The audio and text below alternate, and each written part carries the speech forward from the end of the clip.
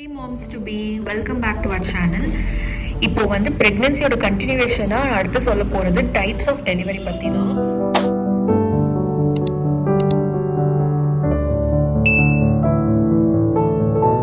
So எல்லாருக்குமே தெரியும் இப்போ 2 டைப்ஸ் ஆஃப் டெலிவரி இருக்குது, நார்மல் அண்ட் சிசேரியன். ஸோ ரெண்டும் வந்து ஒரு ரஃப் வியூ, லைக் எப்படி நடக்குது அப்படின்ற ஒரு ரஃப் வியூ தான் நான் சொல்ல போகிறேன். ரொம்ப டீட்டெயில் வியூ கிடையாது. ஸோ நார்மல் டெலிவரி தான் வந்து நம்ம எல்லாருமே ப்ரிஃபர் பண்ணுறது.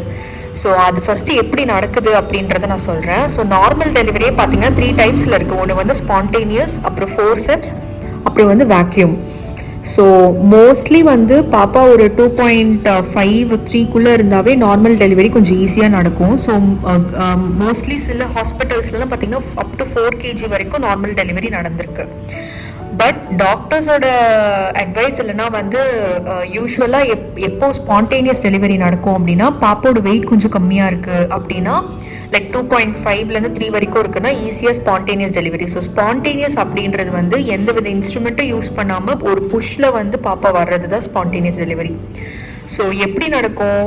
பாப்பா வந்து செஃபலிக் பொசிஷன் அப்சைட் டவுன்ல இருப்பாங்க. இது வந்து யூஸ்வலாக 7th 8th மந்த்லேருந்தே பாப்பா டேர்ன் ஆகிடும். அந்த பெல்விக் போன்குள்ளே அவங்க ஹெட் போகணும். ஸோ அது ஒன்ஸ் போன அப்புறம் தான் நம்மளுக்கு கான்ட்ராக்ஷன்ஸ் வரும். ஸோ அது போன உடனே வரும்னு சொல்ல முடியாது. அது இன்னும் கொஞ்சம் உள்ளே போன அப்புறம் கூட நம்மளுக்கு வரலாம். அண்ட் வந்த உடனே நம்மளுக்கு டெலிவரி ஆகணும் கிடையாது. ஸோ லேபர் வந்து ஹவர்ஸ்லேருந்து டேஸ் கணக்கில் கூட ஆகும்.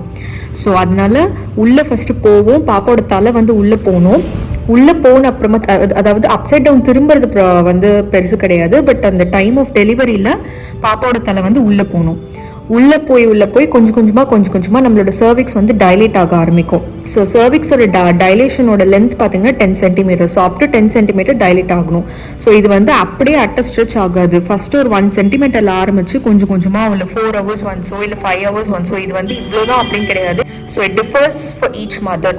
ஸோ அதனால சீக்கிரமும் சில பேருக்கு டைலேட் ஆகும், சில பேருக்கு வந்து ஒரு நாள் ஆயிருக்கும். ஆனால் அவங்களுக்கு வந்து ஒரு 5 cm தான் டைலேட்டே ஆயிருக்கும். கான்ட்ராக்ஷன்ஸ் உங்களுக்கு ஆரம்பிச்சிடும் ஒன்ஸ் வந்து சர்விக்ஸ் டைலேட் ஆயிடுச்சுன்னா. ஸோ டைலேட் ஆயிடுச்சுன்னா என்ன அர்த்தம்னா வாட்டர் பிரேக் ஆகும்.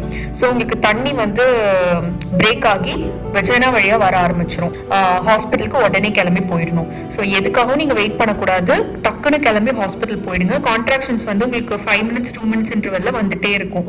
ஸோ அப்படிலாம் வருது உங்களுக்கு வாட்டர் சில டைம் பிரேக் கூட ஆயிருக்காது, பட் கான்ட்ராக்ஷன்ஸ் வரும். உங்களுக்கு அது தெரியும். இந்த ஃபால்ஸ் கான்ட்ராக்ஷன்ஸ்ல இருந்து ஒரிஜினல் லேபர் பெயினும் உங்களால டிஃபரன்ஷியேட் பண்ண முடியும். ஸோ நம்மளோட பீரியட் கிராம்ஸே வந்து ஒரு 10-100 மடங்கு அதிகமாக இருக்கிற மாதிரி, ஒரு பிடிச்சு இருக்கிற மாதிரி ஒரு வலி இருக்கும் நம்மளோட இடுப்பை சுற்றி. அது வந்து ஒரு 5 minutes 2 minutes கேப்ல வந்து இன்டர்வெல்ல வந்துட்டே இருக்கும். அதை நீங்க கவுண்ட் பண்ணி வச்சுக்கலாம். அப்படியே உங்களுக்கு அது வந்து லேபர் பெயின் தான் அப்படின்னு தெரிஞ்சிருச்சுன்னா உடனே நீங்க வந்து ஹாஸ்பிட்டலுக்கு போயிடுங்க. ஸோ அதுக்கப்புறமா வர்றது தான் டைலேஷன். ஸோ டைலேட் ஆகிட்டே இருக்கும். ஸோ டாக்டர்ஸ் வந்து உங்களுக்கு ஒன்று லைக் அவங்க வந்து கை விட்டு செக் பண்ணுவாங்க எவ்வளோ ஆயிருக்கு அப்படின்றது.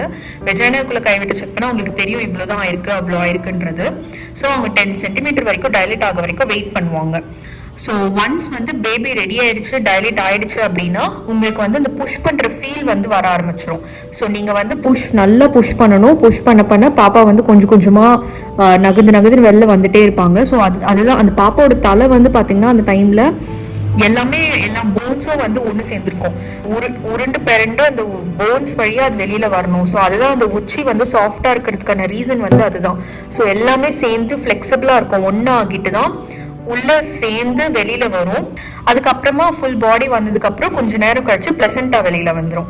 ஸோ இதுதான் ஸ்பான்டேனியஸ் டெலிவரி. ஸோ இதுல வந்து இப்போ தலை பாப்பா வெளியில வரத்துக்கு கொஞ்சம் கஷ்டமா இருந்துச்சுன்னா தான் வந்து அதர் மெத்தட்ஸை வந்து கன்சிடர் பண்ணுவாங்க. அது வந்து ஃபோர்செப்ஸ் அண்ட் வேக்யூம். ஸோ ரெண்டுமே வந்து ஒரு டைப் ஆஃப் இன்ஸ்ட்ருமெண்ட் தான். பட் எனக்கு தெரிஞ்சு ரெண்டுமே கொஞ்சம் டேஞ்சர் தான். ஸோ ஸ்பான்டேனியஸாக எவ்வளோ வந்து புஷ் பண்ண முடியுமோ நீங்கள் வந்து புஷ் பண்ணி பாப்பா வெளியில் தள்ளலாம். பட் நம்மளால முடியாத டைமில் தான் டாக்டர்ஸ் வந்து இதை யூஸ் பண்ணுவாங்க. ஸோ ஃபோர்செப்ஸ் அப்படின்றது பார்த்தீங்கன்னா பாப்பாவோட அந்த 2 கண்ணத்துக்கிட்ட இருந்து வந்து வச்சு இழுக்கிற மாதிரி இருக்கும். வேக்யூம்ன்றது பார்த்தீங்கன்னா தலையில் வந்து வச்சு அது வந்து இழுக்கிற மாதிரி இருக்கும். ஸோ இது ரெண்டுமே என்ன நடக்கும்னா, ஒன்று ஃபோர்செப்ஸ் யூஸ் பண்ணும்போது அந்த அச்சு வந்து பாப்பாவோட கண்ணத்தில் பதிஞ்சிடலாம். ஸோ பாப்பாவோட ஃபேஸோட ஷேப் வந்து மாறலாம். அண்ட் வேக்யூம் அப்படின்னாலும் தலை வந்து பார்த்தீங்கன்னா ஒரு மாதிரி நீட்டம் ஆகிடும். பட் ஆனால் எப்படியும் வந்து வெளியில் வந்துட்டதுக்கு அப்புறமா வந்து பாப்போட தலை எல்லாமே ஃப்ளெக்சிபிள்ன்றதுனால அது நம்ம வந்து ஷேப் எல்லாமே நம்ம வந்து மாற்றிக்கலாம். இன்னொன்று வந்து நார்மல் டெலிவரியில் என்ன பண்ணுவாங்கன்னா எபிடியூரல் அப்படின்னு சொல்லி ஒரு இன்ஜெக்ஷன் கொடுப்பாங்க. லேபர் பெயின் தாங்க முடியாமல் இருக்கிறவங்களுக்கு வந்து பெயின் தெரியாமல் இருக்கிறதுக்காக பின்னாடி தான் நம்மளுக்கு வந்து பார்த்தீங்கன்னா இன்ஜெக்ஷன் போடுவாங்க. ஸோ மோஸ்ட்டாக வந்து நான் பார்த்த வரைக்கும் இல்லை படித்த வரைக்கும் வந்து எபிடியூரல் வந்து நார்மல் டெலிவரியில் எடுத்துக்காமல் இருக்கிறது நல்லது அப்படின்னு சொல்லுவாங்க. ஸோ எவ்வளோக்குள்ளைக்கு உங்களால் அந்த பெயினை தாங்கிட்டு உங்களால் டெலிவர் பண்ண முடியுமோ நீங்கள் பண்ணிடுங்க. ஸோ இதுதான் வந்து நார்மல் டெலிவரியில் நடக்கிறது. என்ன டைப் ஆஃப் டெலிவரி ஆனாலும் சரி, ஃபர்ஸ்ட் ஒரு 6 மந்த்ஸ்க்கு நீங்கள் ரொம்ப கேர்ஃபுல்லாக இருக்கணும். ஸோ யூட்ரஸ் மேலே போயிட்டு அதோட திரும்ப பழைய நிலைமைக்கு வரதுக்கு 6 வீக்ஸ் ஆகும் அப்படின்றத எனக்கு டாக்டர் சொன்னது. இது வந்து சிசேரியனுக்கே சொன்னாங்க, பட் நார்மலுக்கும் இதே தான்.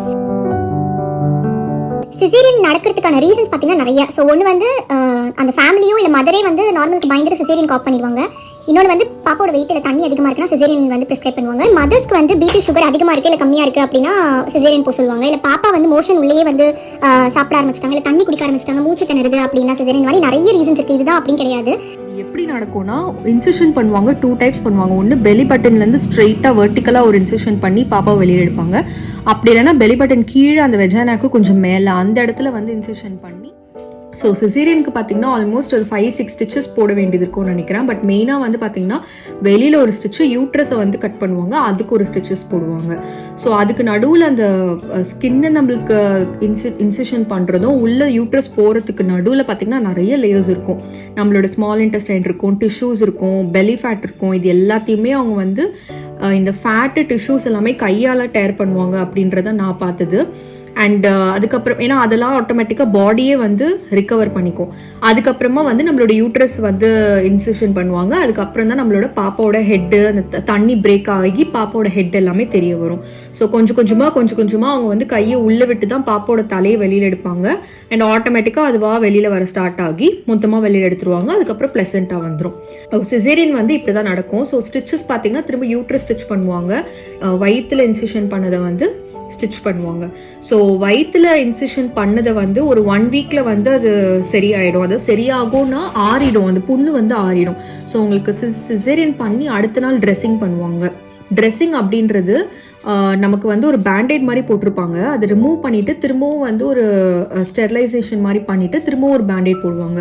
1 வீக் வந்து அந்த இடத்துல நீங்கள் தண்ணி படாமல் பார்த்துக்கணும். அண்ட் 1 வீக் அப்புறமா உங்களை டாக்டர் வந்து கூப்பிட்டு ஸ்டிச்சஸ் எல்லாமே பிரிச்சுடுவாங்க. அந்த வெளியில் இருக்க ஸ்டிச்சஸ் ஆறிடும். பட் உள்ளே இருக்க ஸ்டிச்சு, யூட்ரஸில் போட்டிருக்க ஸ்டிச் ஆடுறதுக்கு வந்து 6 வீக்ஸ் ஆகும். ஸோ நீங்கள் அது வரைக்கும் வந்து ஸ்லோவாக தான் நடக்கணும் அண்ட் ஸ்ட்ரெயிட்டாக தான் படுக்கணும். ஒன் சைட் படுக்கவே கூடாது. அதே மாதிரி வந்து ரொம்ப முக்கி எழுந்துக்க கூடாது, வெயிட் தூக்கவே கூடாது. இந்த வெயிட் தூக்கக்கூடாதுன்றது போத் நார்மல் அண்ட் சிசேரியன் ரெண்டுத்துக்கும். ஆக்சுவலி எனக்கு என்னோட அனஸ்தீசியஸ்ட் என்ன சொன்னாங்கன்னா, எல்லாரும் வந்து ஸ்பைனல் கார்டில் போடுறாங்க, ஸோ அதனால தான் முதுகு வலி வருது அப்படின்றது வந்து சொல்றாங்க அப்படின்னு. பட் ஆனால் அவங்க வந்து ஒரு நர்வ்ல தான் போடுறாங்க, ஸ்பைனல் கார்டில் வந்து போடலை அப்படின்றது தான் அவங்க கிட்ட சொன்னாங்க. ஸோ முதுகு வலி வரதுக்கும் இந்த ஊசி போட்டு தான் வருதுன்றதும் வந்து ஒரு பொய்யான இன்ஃபர்மேஷன் அப்படின்ற மாதிரி சொன்னாங்க. ஸோ அதனால நமக்கு பின்னாடி உள்ள ஒரு நர்வ்ல தான் நமக்கு வந்து இன்ஜெக்ஷன் போடுறாங்க. ஸோ இதுதான் வந்து சிசேரியனோட ப்ராசஸ். இது எல்லாமே வந்து நான் ரொம்ப டீட்டெயிலாக இல்லை டெக்னிக்கலாக நான் சொல்லலை. எனக்கு தெரிஞ்சது நான் படித்தது தான் சொல்லியிருக்கேன். அண்ட் 1 or 2 months அப்புறமா ஒரு 4-5 monthsக்கு அப்புறம் நீங்கள் சிசேரியன் பண்ணவங்களா இருந்தால் குப்புற படுக்கலாம், உங்களோட வயிறு வந்து கொஞ்சம் உள்ளே போகிறதுக்கு. அண்ட் பெல்ஸ் யூஸ் பண்ணுறதும் நீங்கள் வந்து பண்ணிக்கலாம். ஸோ அவ்வளோதான் ஃப்ரெண்ட்ஸ். இதுதான் வந்து caesarean and normal type of delivery, 2 type of டெலிவரிக்கான ப்ராசஸ் நான் ரஃபாக சொல்லியிருக்கேன். நான் எனக்கு தெரிஞ்சிட்டதை உங்ககிட்ட நான் ஷேர் பண்ணணும்னு நினச்சேன். எனக்கு சிசேரியன் நடந்தது, ஸோ அதனால அந்த ப்ராசஸ் எப்படி நடந்ததுன்னு எனக்கு நல்லாவே தெரியும். அதுவும் நான் உங்ககிட்ட வந்து ஷேர் பண்ணியிருக்கேன். Happy and safe pregnancy. Thank you.